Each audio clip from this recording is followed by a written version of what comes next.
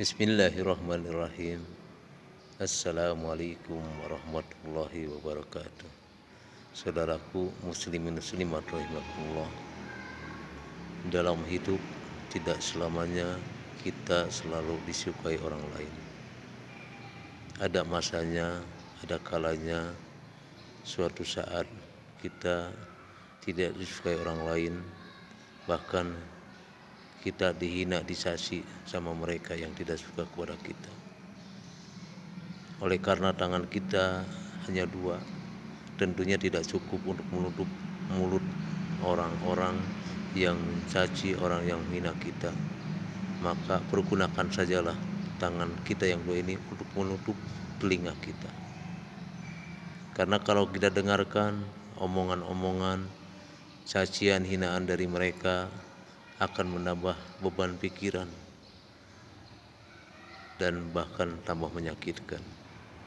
Sebab salah satu kunci hidup tenang adalah tidak mendengarkan kata-kata cacian hinaan dari orang-orang yang tidak menyukai kita. Jadi biarkan saja. Allah Maha tahu, Allah Maha melihat, Allah Maha mendengar. Sepanjang kita dapat mempertanggungjawabkan bahwa kita tidak pernah jahil, tidak pernah syirik, ya, tidak pernah melakukan hal-hal yang kurang baik sama mereka. Biarkan saja. Ada salah satu contoh sikap seorang imam besar, imam hebat, Imam Syafi'i, ulama besar, ya, Imam Syafi'i rahimahullah, ketika ada orang yang menjadikannya, orang jahil berbicara padaku dengan segenap kejelekan. Aku enggan menjawabnya. Dia semakin menambah kejahilannya dan aku semakin menambah kesabaran.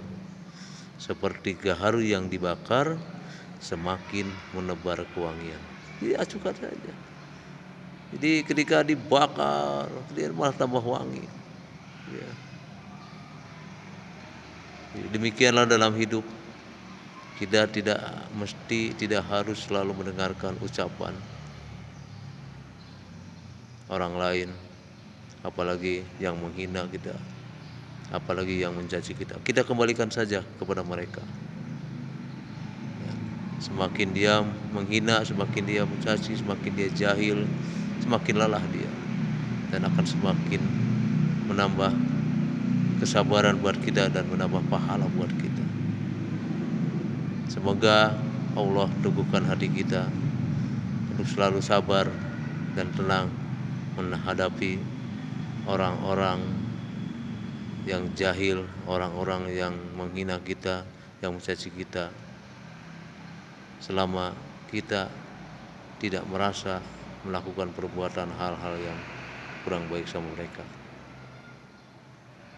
Terakhir, Allah Maha tahu, Allah Maha mendengar, dan Allah Maha melihat. Kita semuanya kembalikan kepada Allah Subhanahu wa taala. Mudah-mudahan ada manfaatnya. Wabillahi taufiq wal hidayah. Assalamualaikum warahmatullahi wabarakatuh.